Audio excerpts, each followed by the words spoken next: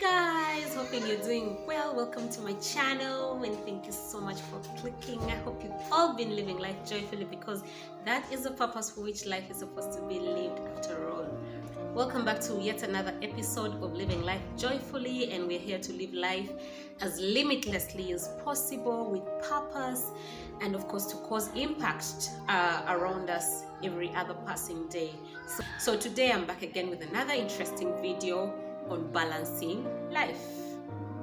I received so many recommendations from people on my inbox asking me to talk about this issue because I know that many people, especially women, are grappling with it. Many young career women, young wives, young mothers grapple with the issue of balancing their lives. You know, you find yourself in the middle of work, family, life, you have friends, you have studies, you have your family, your parents and siblings to cater to. There's just so many things that are going on, and then you just find yourself sometimes puzzled and perplexed on how you can balance this. I'm here to tell you that it's okay, you can do it, it's doable, and there's nothing that can fail you. So once again, thank you so much and do enjoy. Let's get right into it. So the first question would be, I'm here to give you a few tips on how you can balance your life and juggle all the different aspects of your life that you're dealing with at whatever point in life, whether you're dealing with family and education, or family and work and friends and side hustles, so many things. Whatever it is that you're grappling with, I'm here to tell you it is okay and you can do it.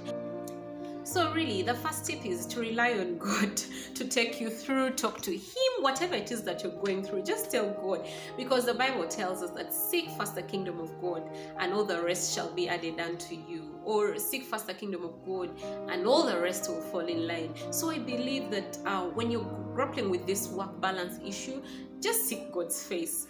Many times we find ourselves so busy and caught up with life that we forget to just spare some time and just talk to God, love on God, and thank God for everything that He has done for us. I do not know why human beings tend to take it for granted that they wake up alive and that they're doing what they're doing within their power. It is the Lord who causes you to do whatever it is that you're doing. So just spare some time to seek His face, love on Him, and thank Him for everything that you have, for the work that you have, for your family, for giving you an opportunity to study, and for everything basically. So let us not get so taken up by our work or by life, but just seek the face of God at all times.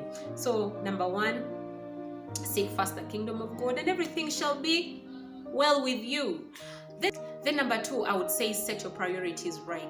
I think one of the biggest reasons why people find themselves, failing to strike a balance in life with all that they have to do is because people do not set their priorities right.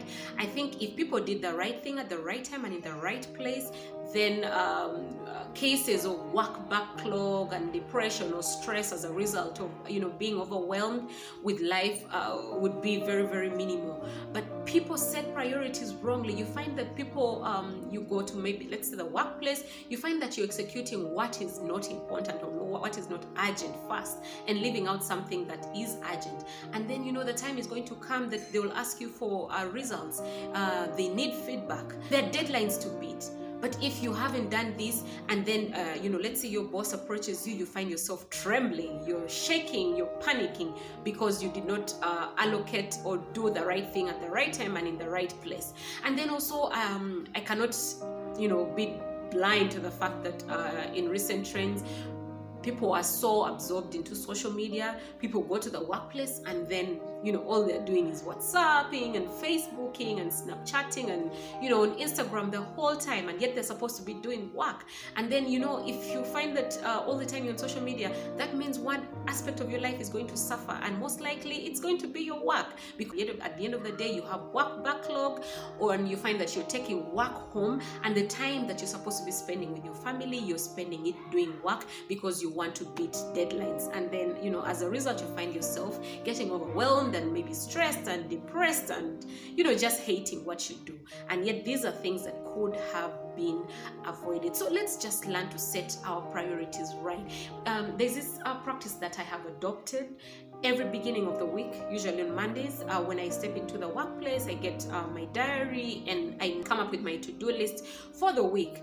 As the week progresses, I keep ticking them. Once I have executed one of them, I keep ticking just to help me track the progress of implementation, or to realize that the ticks are less. Then I'll know that, oh, there's a problem. I need to pull up my socks. I need to, I need to up my game. I need to do something in order to ensure that I catch up with the work that I have to do.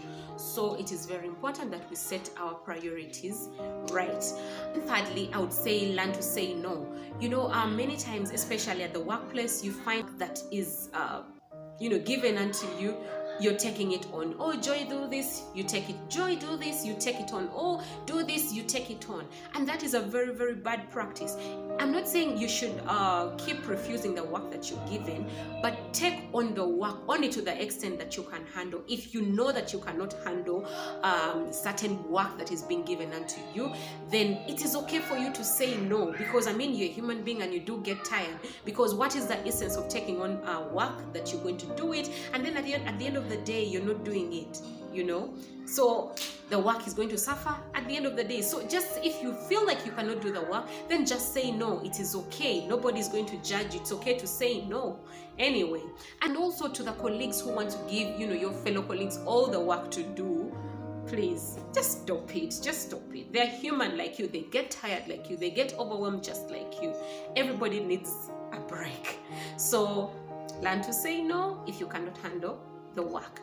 And then fourthly, I would say learn to ask for help. Many people think or interpret asking for help as incompetence or lack of capacity. Asking for help doesn't mean that you're not good enough. That is why the word delegation, or the concept of delegation, was invented after all. Because even bosses many times get overwhelmed, and then you find that they're delegating work to other staff. And that is the same thing with your fellow staff. Sometimes you're bogged down, you're overwhelmed with so much. The thing to do to help you or to reduce the burden on you is to delegate the work to others who have less on their plate at that time. It will help you a lot. Please do not be shy to ask for help. And also, when work is delegated to you, please accept it, because it doesn't show that maybe the person is incompetent, but it will also help you build your capacity in the process of doing the work. And then in the family context, really, I would say spouses should learn to help their partners. Especially husbands, learn to help your wives. Please, learn to help your wives. It costs you nothing to help your spouse. It doesn't make you less of a human being. It doesn't make you less of a man when you help your wife. Because when I look at the society around me, yes, we are all, alive to the fact that we live in a patriarchal society, where society believes that it is the woman who is supposed to do everything, and it is the role or the obligation of the man to just sit down at home and, play video games or play on your phone and, just lift your legs up and do nothing, while the woman does everything. It is just not fair. It's just not fair. And if you truly love your wife, then I am sure supporting, whether it is in chores or whatever kind of support she may need, will not be a problem to you. Because you find that a woman works just like you. She gets home late and then has to attend to the children. It has to attend to you, has to make sure that the home is clean, has to make sure that everything is all right. It is always the woman who is the victim of this, because society perceives that you as the woman, you are the caretaker, of the home. It is you who has to ensure that everything goes on well. Just help your partners, because now, if by the time the woman finishes to do all these household chores, she's overwhelmed, she's extremely tired, and then you get into the bedroom and then you find that the man's expectations are also high. They expect their conjugal rights to be met. It's going to be very difficult, if not almost impossible. And so as a matter of fact, if spouses do not help each other, especially the husbands, if you do not help your wives to do house chores or to support them in whatever way that they need support, you find that one area of your life is going to suffer. One of the areas is going to suffer. I do not know what area that is, but one thing for sure, one area is going to suffer. So in a nutshell, I don't think we have to be living all this life of stress and depression and getting overwhelmed because of the circumstances around us or because of the environment around us, which requires us to work, take care of children, take care of the husband, maintain family relations, maintain friendships and all that. We cannot do it on our own, but two are always better than one. We cannot ignore the power of numbers. So let's support one another, help one another, and at the end of the day, I'm sure that we shall reduce cases of depression and stress. Other than that, thank you so much for watching. Thank you so much for subscribing to this channel. If you haven't subscribed, please click on the red subscribe button, and I remain your favorite girl, Joy. And until next time, stay blessed.